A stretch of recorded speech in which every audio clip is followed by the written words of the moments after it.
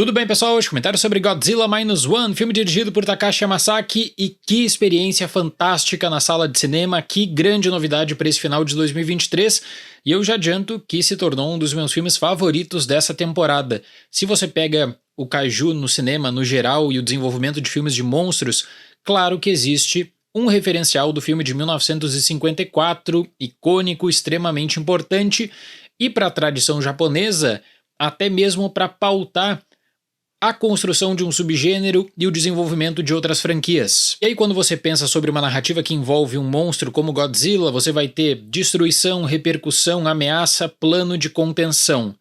Nesse caso aqui, Minus One, eu tenho certeza que vai se consolidar não só como uma grande opção a curto prazo, mas como aquele filme que deixa sua marca permanentemente. Porque tematicamente esse filme é riquíssimo, abordando um legado pós-Segunda Guerra Mundial de um Japão destruído, de um Japão que precisava se recuperar, com traumas, com uma sociedade completamente envolvida nesse processo, que é um processo complexo, que da mesma forma que precisa tocar a vida, tem uma ruptura, tem todo um drama. Tem ansiedade, tem incerteza, tem insegurança, e quando eu saí da sessão de Godzilla Minus One, eu tinha certeza que eu estava observando um caso de um pequeno milagre, e eu justifico porque, de forma recorrente aqui no canal, eu comentei sobre várias produções de 200 milhões de dólares, e que sempre existia aquela deixa para desculpa do tipo, olha, a pandemia acabou afetando, o investimento na área gráfica, apesar de alto, não rende um bom resultado, e Godzilla Minus One tem um orçamento na casa de 15 milhões de dólares. Tem um padrão de excelência que ele é simplesmente maravilhoso. Isso porque o diretor Takashi Yamazaki é também um especialista na área visual e faz toda a diferença quando você tem um diretor que sabe exatamente o que ele pode fazer na pós-produção e como ele vai trabalhar a integração gráfica na pós-produção. Então é um projeto que envolve criatividade, envolve excelência no trabalho gráfico, ainda que com recursos menores, e além disso, uma confiança ímpar no leque temático oferecido. É realmente um grande espetáculo, e eu sou um fã do filme de 1954 do Ishiro Honda, mas eu vou falar para vocês que Godzilla Minus One tá na mesma prateleira de alto nível, de excelência, pela força dessa narrativa do começo ao fim. E eu também creio que vai deixar o seu impacto a partir de agora para qualquer coisa que vai ser feita nesse gênero. É um filmaço. Shikishima, interpretado por Ryonosuke Kamiki, é um piloto kamikaze sobrevivente que foi atacado na Ilha Odo junto de outros engenheiros de aviões de guerra por um monstro gigantesco.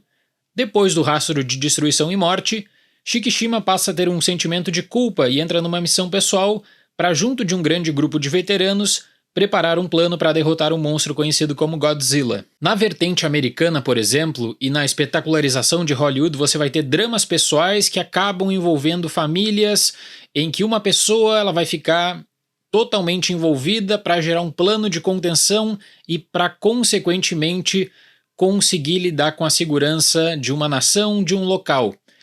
Geralmente, o ponto fraco desses filmes acaba se tornando o envolvimento humano, que é justamente o diferencial de Godzilla Minus One, porque é impressionante e envolvente a maturidade do diretor para lidar com tópicos traumáticos no Japão, especialmente no período pós-Segunda Guerra. Completamente devastado, no filme o país está isolado do mundo, sem qualquer tipo de possibilidade de ajuda ou interferência externa pelo cenário da Guerra Fria, que poderia, portanto, desequilibrar a balança de poder. Com isso, Godzilla se torna um problema que os próprios japoneses precisam lidar, ainda que com notórias limitações técnicas. O design sonoro desse filme é uma das melhores coisas que eu vi nesse ano, então se você tiver a oportunidade de assistir no cinema, vale muito a pena. Nessa trilha do Naoki Sato, você vai ter todo um tom especial para a aproximação do Godzilla, em que você tem terror, tensão e a insegurança. O que ele vai fazer? Porque desde a introdução o cenário de destruição é estabelecido de maneira muito boa mesmo. Além disso, uma outra coisa que eu até considero arriscada é de trabalhar com o silêncio num ambiente de destruição. O silêncio aqui ele potencializa justamente o caráter caótico do filme em determinadas cenas. Então é um projeto que tem risco, é um projeto que tem um referencial importante dos anos 50 e que desenvolve o seu próprio texto com essa maturidade ímpar. Um cenário de brutalidade, destruição, milhares de mortes é envolvente nesse contexto pós-Segunda Guerra Mundial, em uma era de insegurança, em uma era de outros atores do cenário global. o Japão que precisa lidar com o problema chamado Godzilla, porque isso envolve também um estresse pós-traumático compartilhado pelos sobreviventes e pela sociedade no geral, com um sentimento de culpa e de uma estranha sensação de que aquelas pessoas tiveram uma chance de vida que foram negadas a tantos outros japoneses. O trabalho coletivo não é só para lidar com Godzilla, mas com esse gigantesco trauma que afeta o país. Para conseguir lidar com esse trauma coletivo e com essa missão, existe uma personagem que ela é posicionada de certo modo como inspiração e motivação, que é a Noriko. Então o uso dela é importante para a rede que é feita toda em Godzilla Minus One no que diz respeito ao arco de personagens principais. Isso me faz chegar ao aproveitamento do monstro, porque, gente, a caracterização aqui é impressionante quanto à parte técnica. O uso dos efeitos especiais em Godzilla Minus One é uma das maiores surpresas de 2023 quando você tem em conta o orçamento. Olha a diferença de ter uma equipe completamente envolvida, engajada e um diretor com pleno conhecimento técnico, como eu disse, do potencial da pós-produção. O uso dos efeitos potencializa esse rastro de destruição. Então, quando você vai ter um cenário de reconstrução de uma cidade ou de analisar as mortes, analisar o caos, isso tudo é tão bem feito quanto a figurino, quanto ao processo mesmo de cicatrização dessa sociedade, desse grande trauma, que o filme ele acaba envolvendo também um teor dramático que te puxa pela emoção. Eu considero isso surpreendente.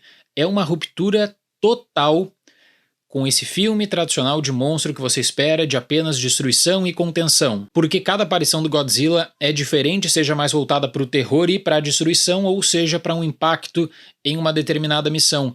Nesse caso aqui, você obviamente vai ter um plano de contenção também que é desenvolvido, mas entra justamente em Godzilla Minus One nessa questão coletiva da sociedade que precisa cicatrizar uma grande ferida. Os avanços temporais aqui e a marcação de experimentos nessa era atômica acabam se tornando grandes diferenciais. O plano que é apresentado não é muito complexo, ele até acaba sendo revisado 2 ou 3 vezes para o público não conseguir ter dificuldade de acompanhar, de entender o que está em jogo e do grande risco, e esse clímax é muito recompensador. Eu creio que o filme tem uma cena introdutória icônica, depois um certo problema para estabelecer um ritmo durante 30 minutos em que existe a omissão do Godzilla para ter a contextualização do local e para ter toda uma rede de desenvolvimento de personagens em que você vai lidar com preocupações, vai lidar com dúvidas e vai lidar especialmente com essa ideia do que vai ser do Japão e como reconstruir o Japão depois desse trauma. Mas o ritmo da hora final, ele é muito bom mesmo, é muito envolvente porque sempre tem alguma coisa acontecendo. Tem esse simbolismo da reconstrução e destruição do Japão, o simbolismo do que significa Godzilla e dessa experiência compartilhada de superar os problemas. É uma grande surpresa, é um filme que tem uma confiança na maneira que vai explorar até mesmo tópicos tabu no Japão, e eu considero um dos melhores de 2023 inclusive. Para Godzilla Minus One, nota 9. E eu quero no final do vídeo deixar um reconhecimento especial para a distribuidora do Brasil, a Sato Company, que está colocando esse filme em várias cidades, porque existe um problema gravíssimo na distribuição de longas japoneses. Vídeo que está acontecendo com o caso de The Boy and the Heron, do Miyazaki, no Brasil, em que você tem várias dúvidas sobre distribuição e lançamento nos cinemas. Quando você vincula a experiência do Brasil ao mercado internacional, a repercussão ela é muito melhor porque está todo mundo falando sobre o filme. E Godzilla Minus One é esse filme que merece esse destaque, merece essa repercussão. Eu realmente adorei. Certo, pessoal? Muito obrigado pela atenção, até mais e tchau!